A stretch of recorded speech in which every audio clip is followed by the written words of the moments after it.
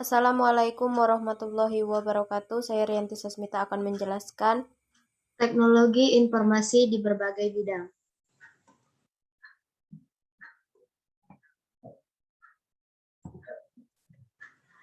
Di sini saya akan membahas teknologi informasi di berbagai bidang. Yang pertama yaitu bidang teknologi informasi di bidang transportasi, kemudian teknologi informasi di bidang kesehatan, yang ketiga yaitu teknologi informasi di bidang manufaktur, yang keempat teknologi informasi di bidang keamanan, dan yang kelima teknologi informasi di bidang hukum.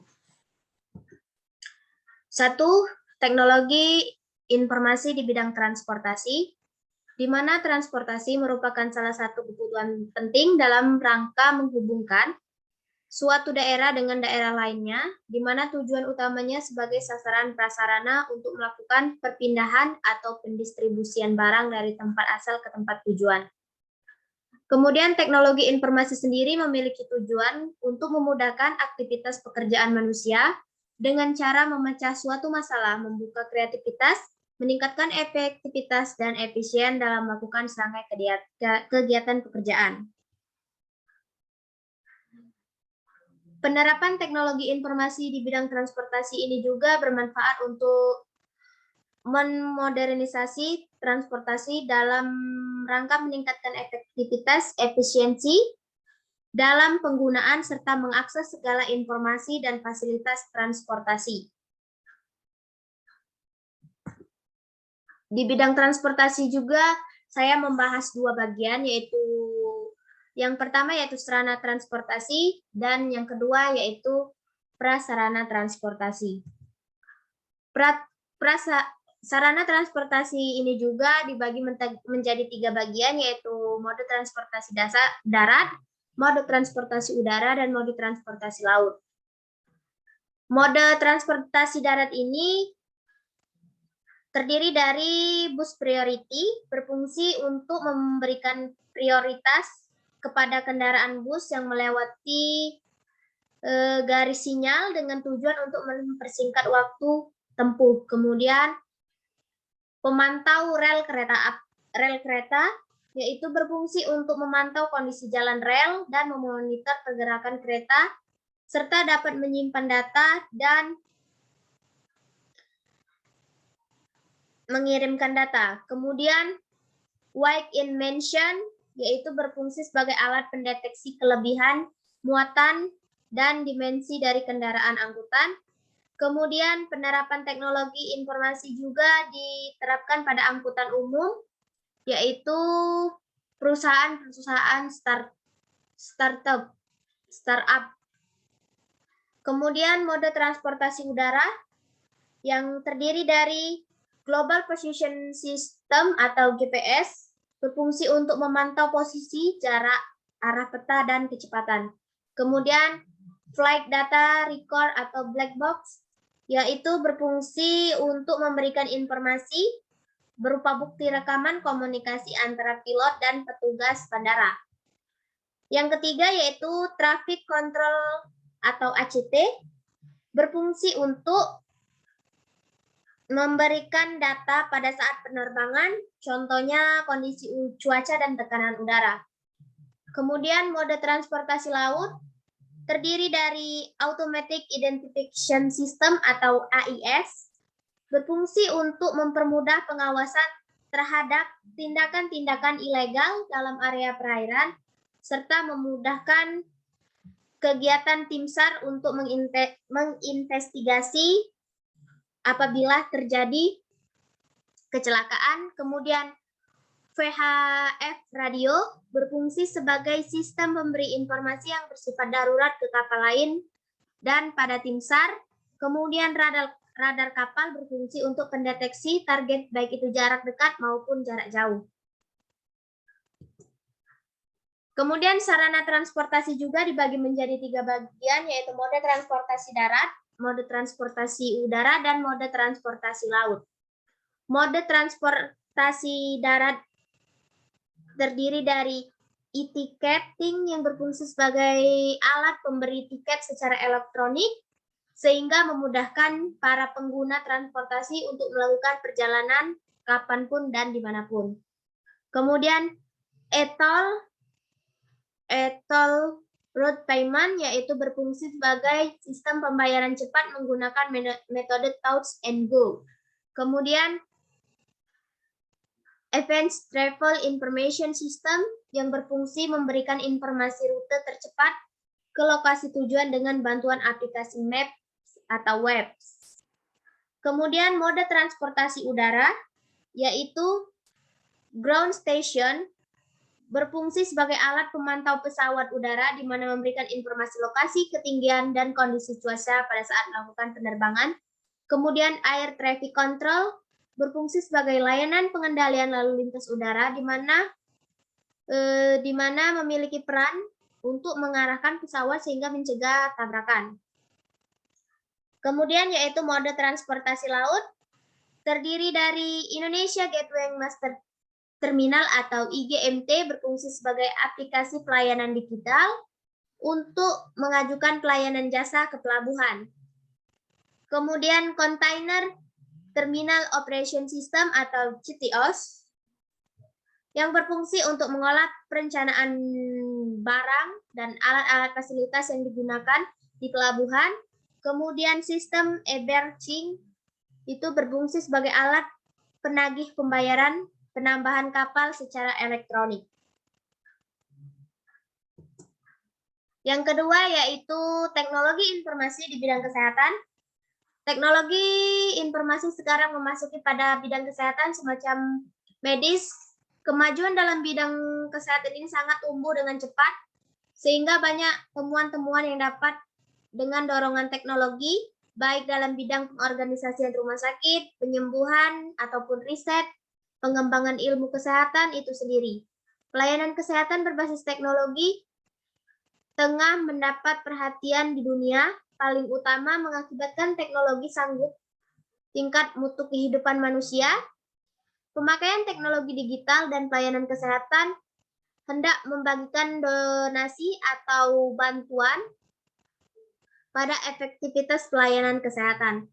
Teknologi informasi di bidang kesehatan ataupun kedokteran sudah memperlihatkan kedudukan yang sangat signifikan pada penolong jiwa manusia serta studi di bidang medis. Teknologi informasi juga untuk mendiagnosis penyakit, menciptakan obat yang sesuai dan menganalisis organ badan manusia sebagaimana yang tidak bisa dilihat oleh panca indera. Bidang kesehatan ini juga saya membahas dua bagian, yaitu teknologi informasi yang digunakan dalam kesehatan, kemudian penerapan teknologi informasi pada pelayanan kesehatan.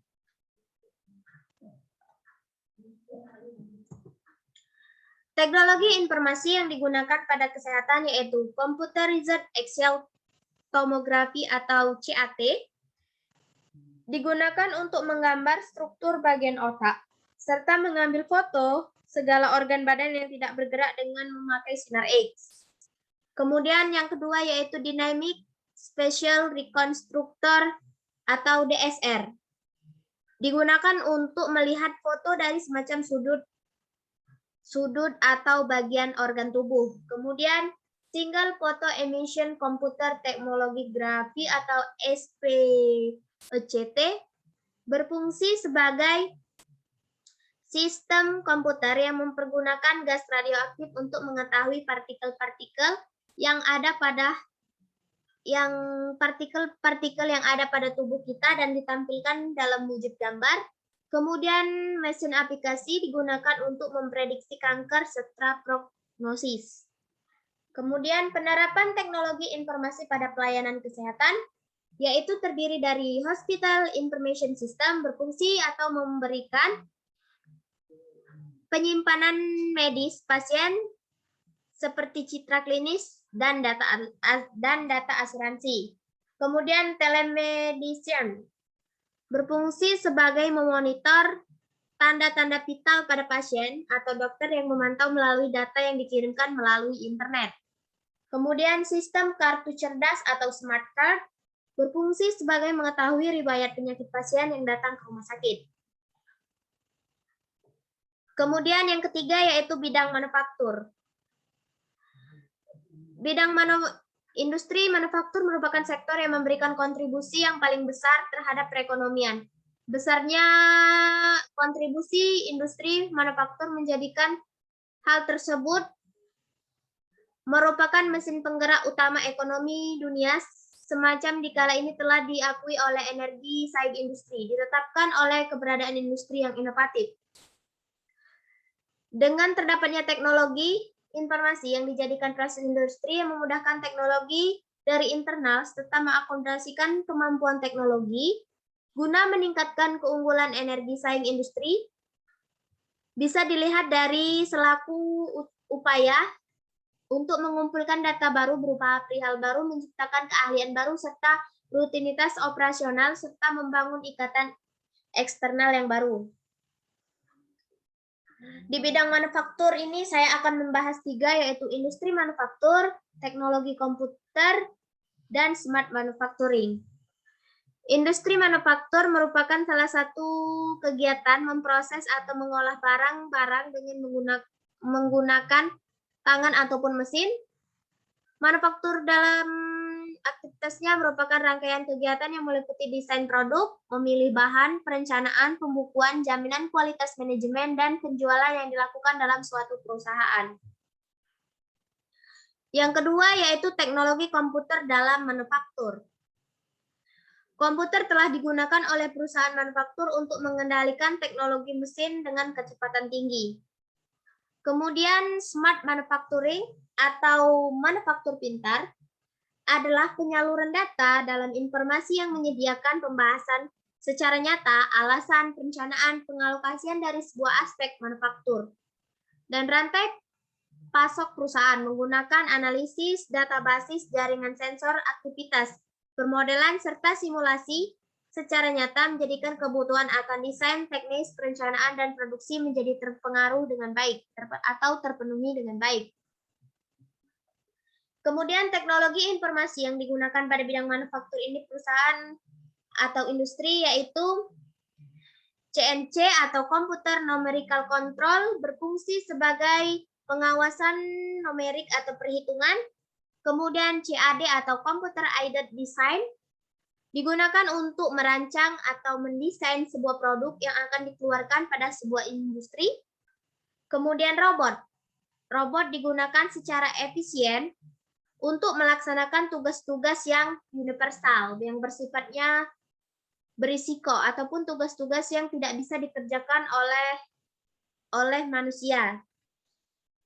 Dengan menggunakan robot ini bisa mempermudah pekerjaan yang memberikan konsisten, akurasi, kecepatan, kekuatan, ataupun energi dapat ditingkatkan untuk meningkatkan kualitas perusahaan atau industri. Kemudian automatic stroke and traveling system atau ASRS berfungsi sebagai menyediakan penempatan dan pengambilan komponen serta produk secara otomatis serta pengaruh tempat tertentu di dalam gudang.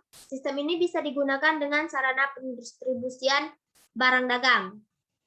Kemudian green manufacturing ialah berperan pada proses kebijakan penciptaan yang mengutamakan proses ataupun keluaran yang ramah lingkungan.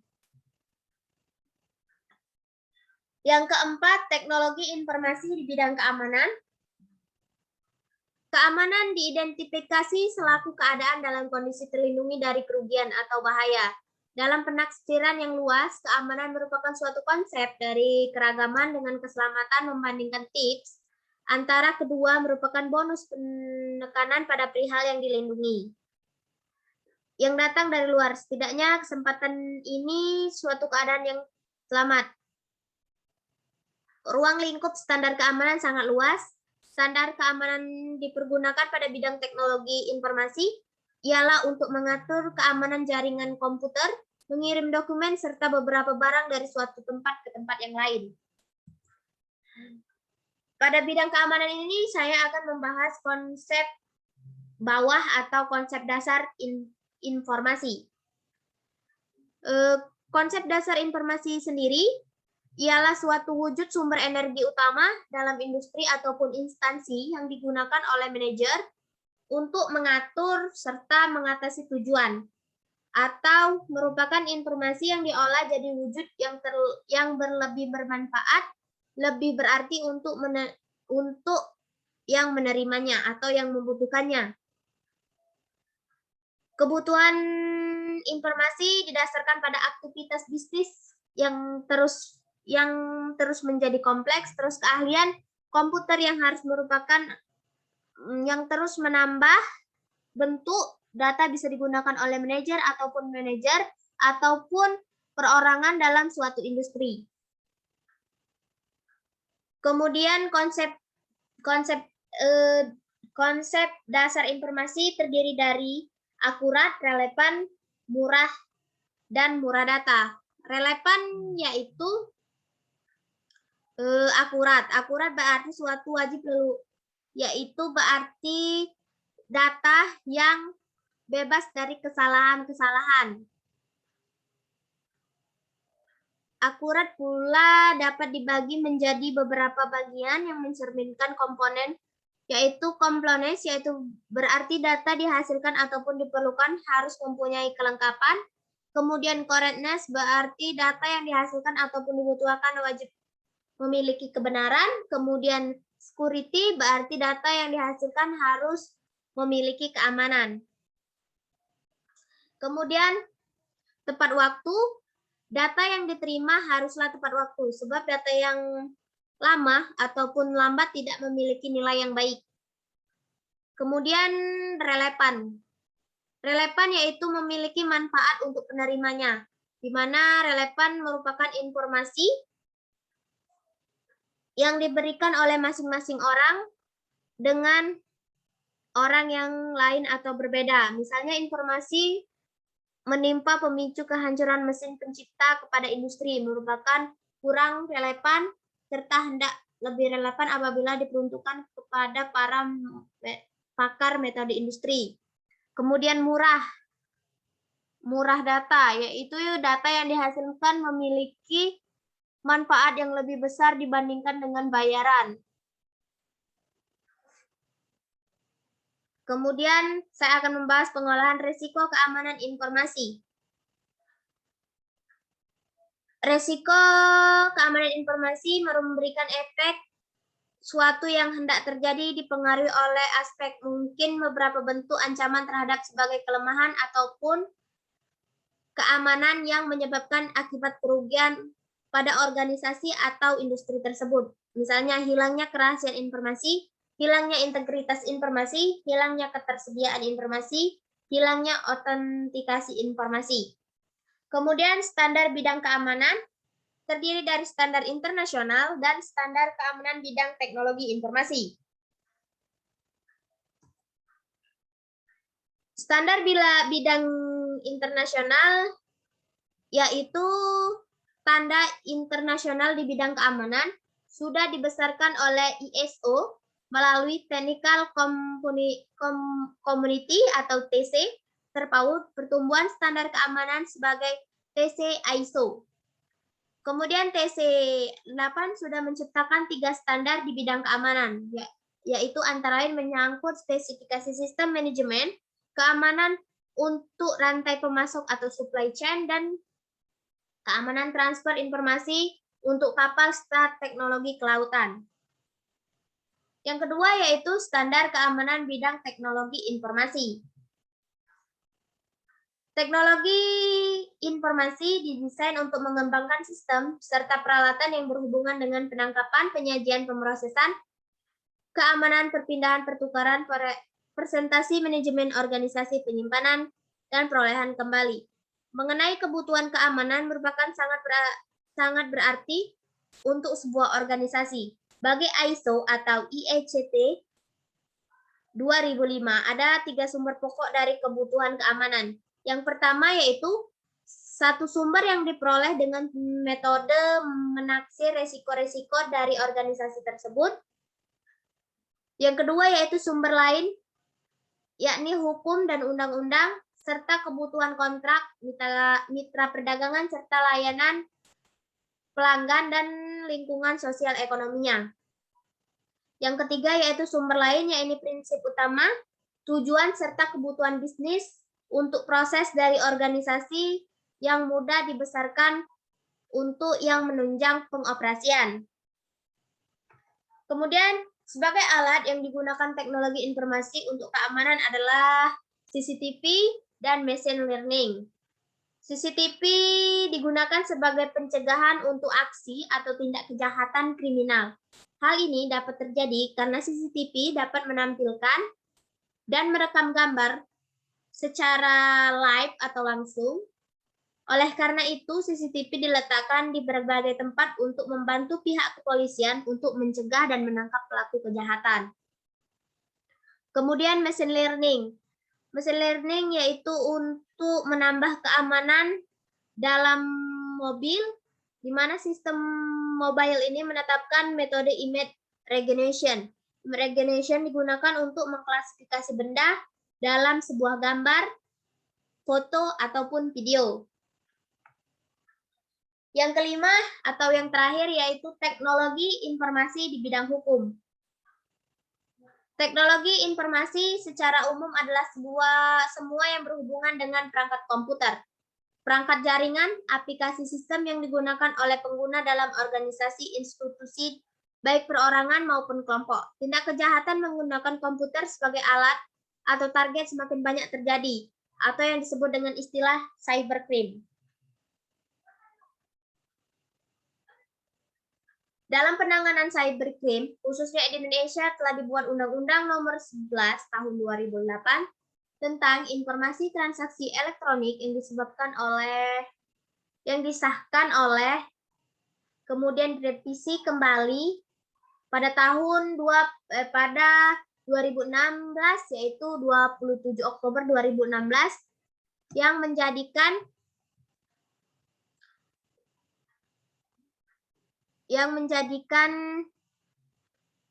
tentang informasi transaksi elektronik atau lebih dikenal dengan UU ITE tersebut menjadi cyber law pertama di Indonesia.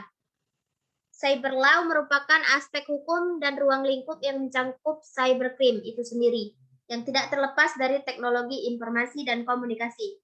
Kasus cybercrime semakin beragam, kuantitasnya banyak, serta meningkatkan, namun tidak semuanya berfungsi diputuskan oleh pengadilan. Oleh karena itu, penanganan kasus juga dapat ditetapkan melalui UU ITE dalam pelaksanaan juga sebagaimana mestinya. Di bidang hukum ini, saya akan membahas yang pertama yaitu forensik digital. Forensik digital merupakan suatu pemakaian metode analisis serta investigasi untuk menangani, mengumpulkan ataupun mencetak fakta atau data secara tersimpan ataupun disandikan maupun di penyimpanan digital selaku perlengkapan fakta dalam mengungkap permasalahan kejahatan. Forensik digital terdiri dari dua fakta, yaitu atau bukti elektronik dan bukti digital. Bukti elektronik yaitu informasi yang diucapkan, dikirim, diterima, ataupun disimpan secara elektronik, dengan perlengkapan optik ataupun beragam, dengan tercantum setiap informasi ataupun data yang bisa dilihat, dibaca, ataupun didengar. Secara elektronik yang berbentuk tulisan, foto, peta, rancangan gambar, ciri, angka, ataupun perkodasi yang memiliki makna seperti yang ada di komputer, laptop, smartphone, USB drive, disket, smartwatch, dan sebagainya. Kemudian bukti digital. Bukti digital adalah semua file atau log yang terdapat pada perangkat komputer yang menyediakan penyimpanan, seperti file dokumen, kemudian file dokumen yang beragam, misalnya Docs, PPT, XLS, dan sebagainya. Begitu juga dengan jenis filenya, yaitu misalnya file audio, video, database, dan sebagaimana mestinya. Yang kedua yaitu proses forensik digital. Proses forensik digital ini terbagi menjadi beberapa proses, yaitu praproses, proses, dan pasca proses.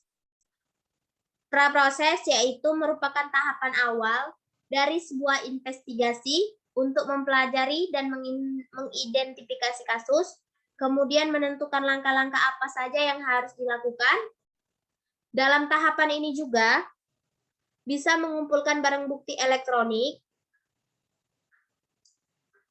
yang kaitannya dengan kasus yang akan ditangani. Untuk mendapatkan bukti elektronik harus sesuai dengan SOP yang berlaku agar bisa dipertanggungjawabkan di pengadilan dan menjadi bukti yang sah secara hukum. Proses mendokumentasikan semua kegiatan investigasi untuk mempertahankan semua proses investigasi dan menguatkan pembuktian saat persidangan. Kemudian yaitu proses. Proses ialah wujud dari tahapan, adalah proses analisis dari barang bukti digital. Proses diawali dengan imaging bukti digital atau barang bukti elektronik. Imaging adalah proses pengandaan bukti dari data yang terdapat pada bukti elektronik. Hasil imaging ini akan dianalisis menggunakan tools analisis yang sesuai dengan bukti digital. Ada beberapa tools dalam proses ini yang digunakan, yaitu CAINE atau XY Forensic, EnCase, Autoscopy, Volatility, dan Celebrate. Kemudian proses yang ketiga yaitu pasca proses. Merupakan salah satu proses investigasi dilakukan merupakan proses akhir dari proses investigasi forensik digital. Maka langkah terakhir adalah pembuatan laporan dan presentasi. Dalam hal pembuatan laporan maupun presentasi ini perlu diperhatikan adalah dalam penggunaan bahasa yang mudah dipahami, kemudian